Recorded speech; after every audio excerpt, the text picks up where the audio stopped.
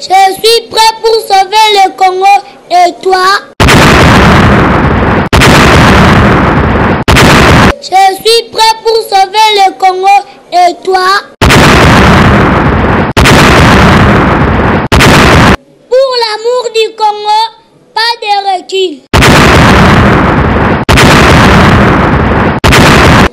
Pour l'amour du Congo, tous derrière Papa Charles Lourd.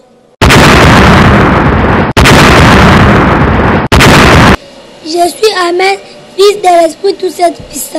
Mon souci est que l'Esprit tout cette puissant bénisse, délivre et sauve le Congo. Ceux qui croient et contribuent au message du temps de vengeance.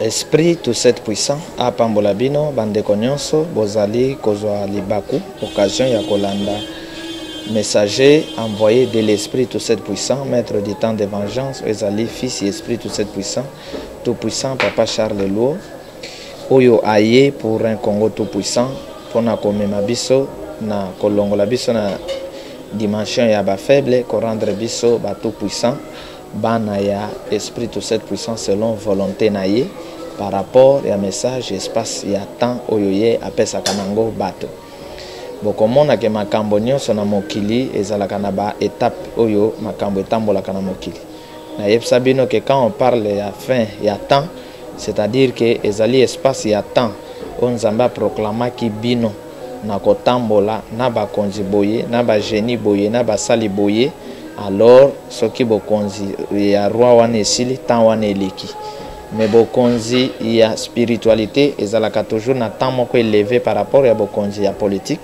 to par rapport ya bokonzi ya ba domaine mosusu temps nango ezalaka mpe molai et temps ya spiritualité koki kozwa ba temps ya politique ata misato ata mine ata combien alors mais yango te epesaka occasion na ba pasteur ba comme ba dictateur.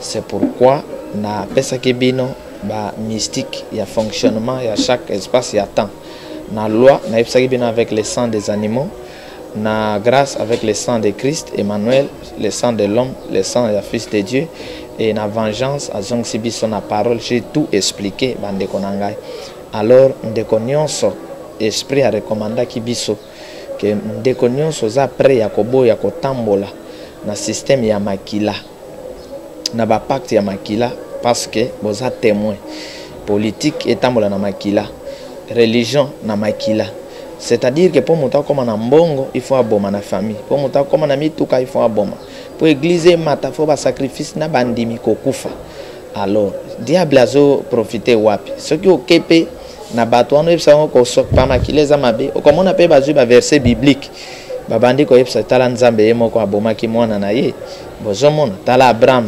azwaki Isaac akepo aboma ye babandi pe ko laksa bino ba preuve wana soki les esprits faibles bazui au côté na maison ya makila aussi si famille alors soki ya tozu mituka ya makila sikonanga moto nazana motuka ya makila te omonte ke soki to longwa victoire to kende maluko biso mibale to ko kende yo na makila nga motuka makila te to ko koma kaka alors esprit ya yeko loba na biso ke tina ya koboma bato ezate po koma mokonzi po tambwisa politique po sala boy bino nyonso boza ba témoin bozomona politique ko banda na politique États-Unis ti Afrique etambola na makila ba spiritualité belé ba science belé zotambola kaka l'aide ya makila alors esprit ayeko créer monde mosusu ya ba tout puissant tozokende total sa mokili que sans intervention ya koboma bato donc toko vivre toko respirer. Alors, est-ce qu'on a créé conflit pour beaucoup de débat sur le sang de Jésus, la parole, tes paroles de Botamakila. Alors, le sang de Jésus, ezali mais makila oyo eyeko panza bonzambe. Christ azamuto ayeko panza bonzambe, ayeko panza connaissance na monde. Pour que bat na batwa zo bonzambe wana ba komisango ya bango parce que na loi ya Moïse bonzambe ezalaka ya Israël. Mboka mosope ba sala ba kotimi na bango. Maintenant Christ nzamba tindi pour que apanza bonzambe. Alors inspiration est kende partout. Donc rôle ya le sang de Jésus mais qu'il a aussi joué rôle. Et ça a conflit te place ou no banda que le sang de Jésus vous qui croyez le sang de Jésus ils ont ce qu'on a dit à parole. Makile bota y parole te mes paroles bota qui makila. Alors na lobby peut que donc ce qui est au bon délicat au na maloba no tatoli le sang et au salimbeba non. Awa biso to bimi na pacte ya bato oyo bazako bomba contrat makila ou salima na ba coutume na ba lien wapi ezo même ba conséquences lelo. Alors esprit a sengi to sala génération ya sika l'esprit ya sika ba ko tambola na mystique ya parole de bonganga ya temps de vengeance na obligé payoter au côté na temps de vengeance so côté na religion tikala mais biso to côté na temps de vengeance. C'est pourquoi esprit a recommandé ki mutu nyonso kolinga ko recevoir maloba ya nguya na nzela ya losambo o mosali na kosala obéir na kosala action de grâce pour que mosali abonde la pona yo afin que nzambe achakat na yo maloba moko ya nguya pe ko koma clé na yo arme na yo moto na yo vie na yo malobe ko koma makila na yo malobe ko koma donc bomo na yo kange kangami ofongoli e fongami opamboli e pambolani o attaquer et attaquer. Donc voilà un peu awa nalingi kosa la prière soki okolinga olanda ngai o répéter sima na ngai soki okoboya otiki. D'abord nga moto nakobondela avant bino bolanda ngai.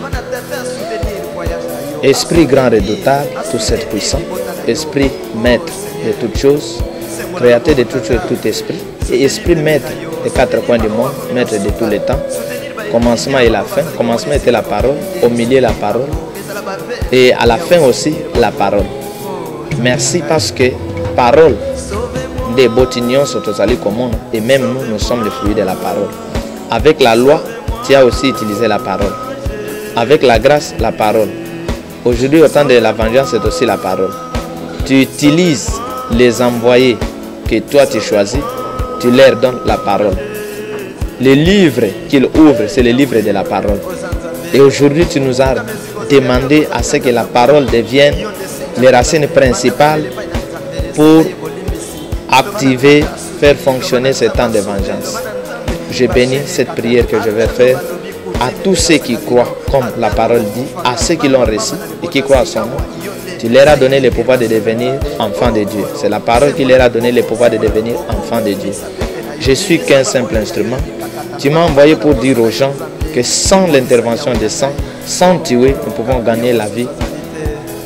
Sans tuer, sans sacrifier les humains, tu as toute possibilité de faire que nous puissions remporter toutes les victoires. Merci pour la force et merci pour ce temps que tu nous as accordé. Père de gloire, montre-toi et manifeste-toi. Que les gens sentent réellement qu'avec les paroles que tu nous as accordées, il y a la vie. Au nom de l'Esprit Parole. Bien-aimé au Kolandangai, la prière au Sokyo-Lingi. Esprit Parole, tout cette puissant. Kumbama na likolo pe awanasi. Mokeli na nyonso. Nyonso o nazali komona na o nazali komona te yondo okeli yango. Na makomi na yo, il y a Jean chapitre 1. L'objet au commencement était la parole. La parole était avec Dieu et la parole était Dieu. Je crois qu'au commencement était la parole. La parole était avec Dieu. La parole était Dieu. Nazali ko croire na maloba wana. Et nazali kondima que au commencement était la parole. La parole était avec tout. Et la parole était tout. Esprit tout cette puissant. Maître à temps de vengeance. Mokonza maloba. Nandimi. Kokota na alliance ya sika. Na monde ya sika. Na monde ya maloba. Nandimi. Esprit na armée na yo ya maloba. Elatangai. Esprit na armée na yo ya maloba. ebundela ngai. Esprit na armée na yo ya maloba ya bilaka ekokisama na bomoi na ngai. Tondisa lolemo na ngai na nguya ya maloba, afin que nyonso na kotatola na koloba ekokisama. Sikoyo pe lelo oyo na boyi pe na kabwani na bapacte na baservice nyonso esalema na libota na ngai, na mboka na ngai, na famille ya papa pe mama, baseremoni ya makila na bimi na banzungu ya makila, na kati lien relation na ba action ya makila. Mutu nyonso ya makila akozala na pouvoir te likolo na ngai. Na bimi na libota ya makila, na kodomine ba puissance nyonso ya makila. Bomoi na ngai ezala mokano ya maloba na yo.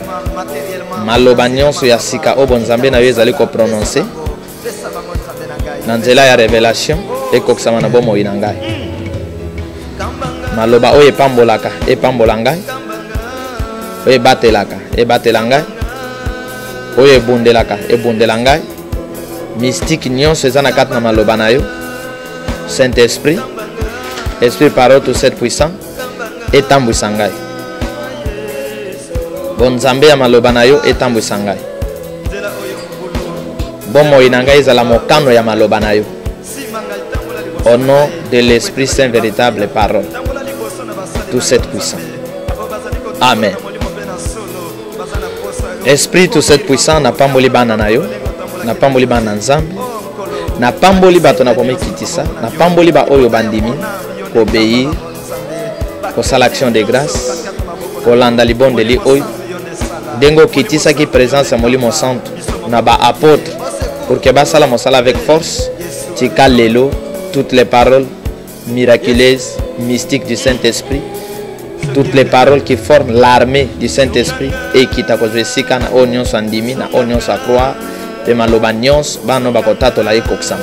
Présence na yo esprit pe armée parole fana lolemo ya oyo nyonso azali kondima pe ko croire tant oyo alonga sala succès nyonso akoloba ekokisama, maloba ekoma bomoi na ye, sali na ye, moyen de défense na ye, bénédiction pour na libota na ye pe richesse na ye. Au nom de l'Esprit parole. Amen. Je suis prêt pour sauver le Congo et toi? Je suis prêt pour sauver le Congo et toi? Pour l'amour du Congo, pas de recul. Pour l'amour du Congo, tous derrière Papa Charles Lourd.